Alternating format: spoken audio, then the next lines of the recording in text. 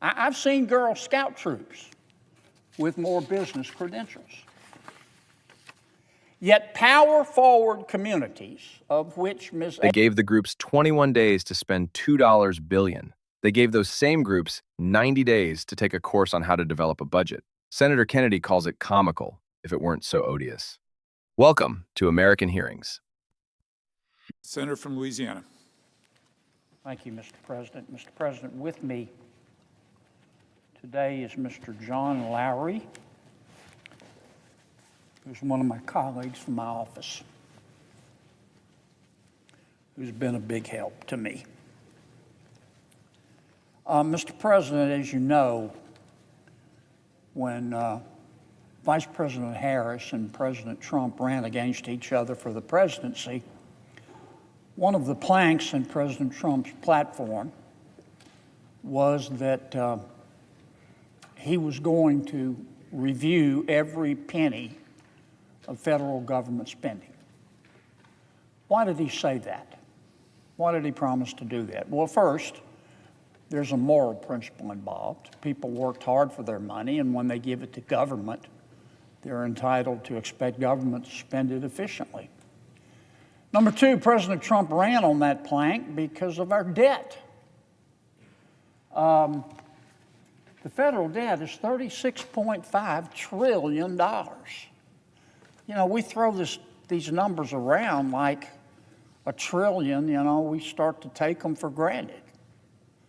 To give you a little perspective, this $36.5 trillion, it grows bigger by the second. It's going to increase. If we just keep doing what we've been doing, it's going to increase $1 trillion every 100 days. If we just keep doing what we've been doing, it's going to increase $10 billion a day. Today, nothing changed. We added $10 billion in debt. That's also $417 million an hour. That's $6.9 million a minute. I think I've been talking about a minute. We just added $7 million to our debt. That's why the president wants to get rid of spending porn. The reaction here in Washington, Mr. President, has been breathtaking. I understand Washington is not exactly a slice of America. I get that. I understand that Washington is not normal. Normal in Washington, D.C. is a setting on the dryer. So I get all that. We're different in Washington. But the pushback to President Trump's effort through Mr. Musk and his team to reduce spending has just been extraordinary. I mean, people are barking and yelping and shrieking about it. They sound like the game room in a mental hospital. And I get that a lot of people don't like President Trump, and I get that many people don't like Mr. Musk, and I get that Mr. Musk is different. I kind of like that. I mean, I like different. You know, he's the sort of guy that would wear, I don't know, he'd wear Crocs to a wedding. I get that. I find it kind of refreshing. But nobody's ever called him a dummy. And he's found an incredible amount of waste and abuse of taxpayer money, what I call spending porn.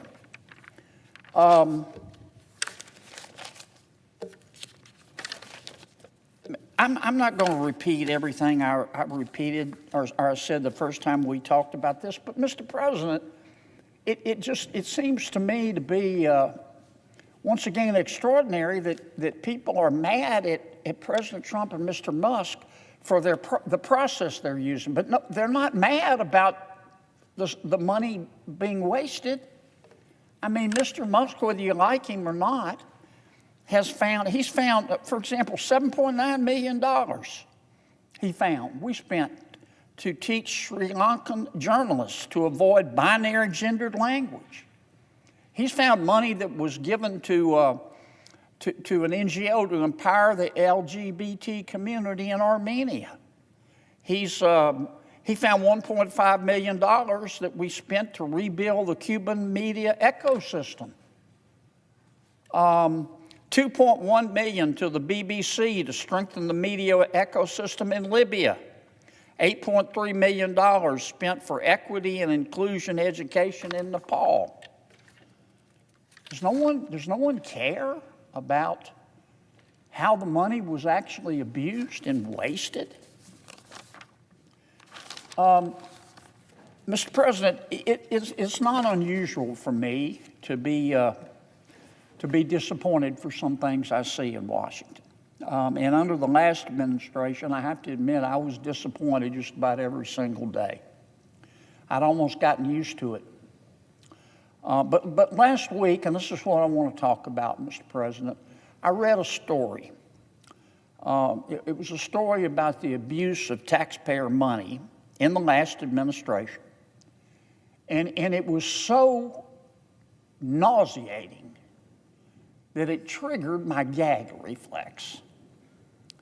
In April of 2024, not that long ago, the EPA under President Biden gave $2 billion in taxpayer money to an organization that had absolutely no experience, that was backed by a very prominent Democratic politician by the name of Ms. Stacey Abrams.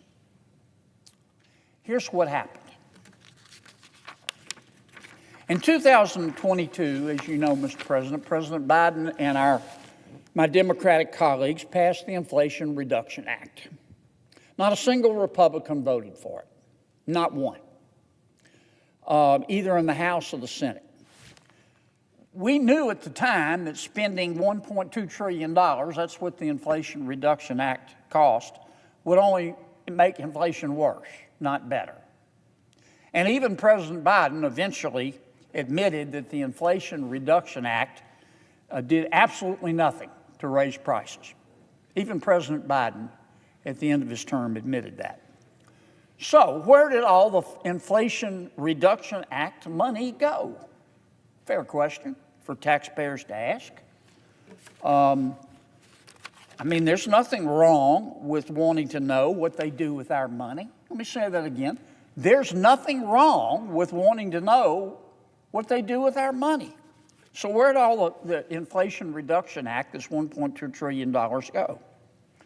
Well, President Trump and DOGE, the group appointed by President Trump, and the EPA under new leadership, under Mr. Lee Zeldin, have begun to follow some of that money. Now, this is where Ms. Stacey Abrams comes in. I think it's fair to say that Ms. Abrams is, I would call her controversial. She has the right to believe what she believes. This is America, and she has the right to free speech. I'm not criticizing that, even though I disagree with some of what she says. But I think it would be fair to describe her as controversial. She's probably best known for the fact that she ran for governor of Georgia twice, and she lost. In her career, Ms. Abrams has said the following. I don't want to just articulate hyperbole here. I want you to read her words, not mine. On April 20th, 2024, Ms. Abrams appeared on MSNBC with Reverend Al Sharpton, and this is what Ms. Abrams said, quote, "What we know is that the attack on diversity, equity, and inclusion, DEI, is an attack on democracy." On September 20th, 2022, during a panel discussion in Atlanta, Ms. Abrams said this about a baby's heartbeat, a fetal heartbeat, the heartbeat of a baby in a mother's womb. This is what Ms. Abrams said about a fetal heartbeat. She said it is, quote, a manufactured sound designed to convince people that men have the right to take control of a woman's body, end quote. My word, her words, not mine. In May of 2022, during a Georgia gubernatorial debate, she's running for governor of Georgia now. Ms. Abrams called Georgia, quote, the worst state in the country to live in. In October of 2022, during another Georgia gubernatorial debate, Ms. Abrams accused the sheriffs, all of the sheriffs in Georgia who endorsed her opponent, Governor Brian Kemp, of wanting, quote, to be able to take black people off the streets. In October of 2022, Ms. Abrams appeared on MSNBC. She suggested that abortion is a solution to inflation. Here's what she said. She said, quote, let's be clear. Having children is why you're worried about your price of gas. It's why you're worried about how much food costs, close quote. Her words, not mine. Let me say again, Ms. Abrams has the right to her opinion. This is America. You're not free if you can't express yourself. But I do think any fair-minded person would have to conclude that Ms. Abrams is controversial. So, in March of 2023, not that long ago, Ms. Abrams went to work for an organization, a nonprofit, called Rewiring America. You've probably seen that name in the news. Rewiring America. Ms. Abrams' title, she went to work for Rewiring America, her title was Senior Counsel. She was paid for her work for Rewiring America. We don't know how much, though there'll probably be an investigation to find out. Now, nonprofits like Rewiring America, Ms. Abrams' group, they have to file documents with the IRS. And one of the documents they have to file is called Form 990. This form by the IRS asks a number of questions about nonprofits. One of the questions the IRS asks is where it is for the organization, the nonprofit, to list its accomplishments. Rewiring America, Ms. Abrams' group, told the IRS in 2023 on this Form 990 that Rewiring America was, quote, this was Rewiring America's, quote, startup year for the organization. And the form goes on to say that the only accomplishment Rewiring America listed was that it had, quote, joined a coalition of other national organizations to apply for a grant from the Inflation Reduction Act's Greenhouse Gas Reduction Fund. In other words, Ms. Abrams' organization told the IRS that this filing was their first ever tax filing in 2023, that the organization was a startup, and its purpose was exclusively to seek a grant from President Biden's Inflation Reduction Act. Fair enough. So what do we know about this coalition that Ms. Abrams' group wanted to form? Rewiring America, Ms. Abrams' group, announced on October 12, 2023, that it was joining Habitat for Humanity, it was joining United Way Worldwide, and two other organizations. And these four organizations were going to form another nonprofit, a coalition of nonprofits called Power Forward Communities. So you've got Power Forward Communities up here, you've got Rewiring America and some other organizations down here. And all together they make up Power Forward Communities. And they also announced that a gentleman by the name of Tim Mayopoulos, a former Obama administration appointee, would lead the coalition. Now, as a nonprofit, I told you that Rewiring America had to file forms with the IRS. Well, so did this new group, Power Forward. It had to file Form 990. as well with the IRS. According to its filings, Power Forward had just $100 in total revenues in 2023. According to the IRS filing, it didn't list a single accomplishment. I've seen Girl Scout troops with more business credentials.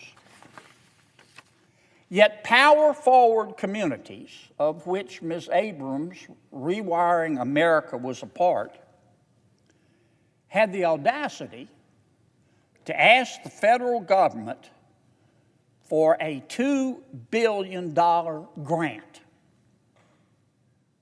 For what, you ask?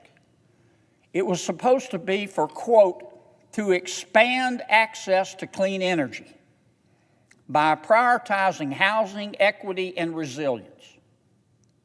Power Forward Community said it wanted to take this taxpayer money and help people install energy-efficient upgrades to their homes. What are we talking about? Heat pumps. Get rid of gas stoves. Now, it's good to dream big in America.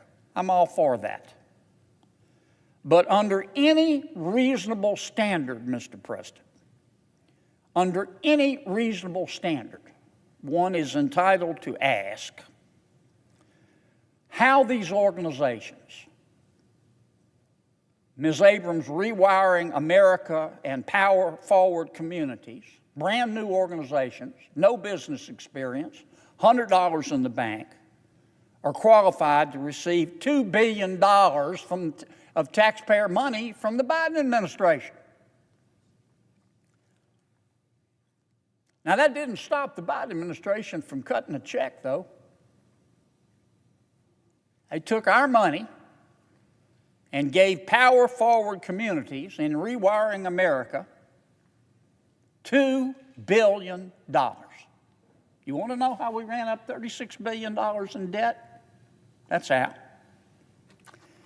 Now, the EPA announced in 2024 under President Biden, just 6 months after Power Forward was formed. Power Forward was formed, and 6 months later, President Biden and his team announced they were giving them $2 billion, and that's, as I said, that's B with a billion. Now, look, I try to see the world from other people's bell towers as much as I can. But I cannot come up with, not for the life of me, with a single rational justification as to why the EPA under the Biden administration thought it was appropriate to give Power Forward and Rewiring America to brand new business, or brand new nonprofits with no business experience, no accomplishments according to the IRS forms, and only $100 in the bank to give them $2 billion of taxpayer money, especially to the exclusion of every other qualified applicant for that money, if there were any other qualified applicants. We don't know. I don't know. I don't know if there was a competitive bid. Now, I do know that the EPA, under President Biden, gave Ms. Abrams' group, her two groups, $2 billion cash. In the grant approval, President Biden's EPA said that Power Forward had to allocate this money to get rid of stoves and to put in heat pumps. They had to allocate the money. They had to spend it in 21 days. Now, that meant that Ms. Abrams' group, Rewiring America, which was part of the larger group, likely received or was supposed to receive a check for $490 million, about a quarter of the total $2 billion, by the end of May 2024. And the other organizations, within 21 days, President Biden directed, were also supposed to receive their share of the money. But get this. President Biden and his team directed these NGOs to distribute $2 billion in 21 days. But the Biden administration also told Power Forward within 90 days to go take a course. You know what the course was? The name of the course was How to Develop a Budget. How to develop a budget. So President Biden gave power forward 21 days to spend the money, but said you've got 90 days to go take a course about how to put together a budget. And why would anybody in the Milky Way give $2 billion of taxpayer money to two organizations that had just been formed, that according to the IRS filings had no accomplishments, and one of them only had $100 in the bank? I think I know why. I certainly know what it looks like. I mean, this would be comical if it wasn't so odious. $2 billion. You know, the last 4 years under the last administration have been very difficult for America. The cost of everything's gone up. The cost of many things have gone up by 20%, and our wages didn't keep up. The average electricity bill in America went up 19%. The average Louisianian, because of President Biden's inflation, had to spend an extra $890 a month, extra, for food and clothing and car notes, and they didn't get $890 a month raise. President Biden and my Democratic colleagues told us that the Inflation Reduction Act, I remember when it was passed, they said if you spend $1.2 trillion on the Inflation Reduction Act, it'll be a lifeline to every family in America. It's not what it looks like to me. Starting to look like to me that it was really a slush fund. A slush fund for Washington insiders. Now, I don't want to make accusations that are unfair. I think EPA Administrator Zeldin needs to get to the bottom of this. I believe in fairness. I believe in due process. Mr. Zeldin has announced that he's going to try to claw back as much of this $2 billion and other monies as he can. And again, I think he ought to do it fairly and accord everybody due process. But you know what? If the shoe fits, wear it, Cinderella. Here's what I see. I see two organizations formed in the last year or so of President Biden's administration. On their IRS filings, they say we have no experience, we have no accomplishments. One of them only has $100 in the bank. One of them, senior counsel, is Ms. Stacey Abrams, a well-known Democratic politician. I see them asking the President of the United States and his EPA for $2 billion cash to fight gas stoves and getting it to the exclusion of every other applicant who might have been able to use that money. Now, this is just the beginning of the type of spending porn that President Trump and Mr. Musk are uncovering, that people are screaming about. I'm going to repeat what I started with. There's nothing wrong with wanting to know what they do and did with our money. And that's all President Trump and Mr. Musk are doing.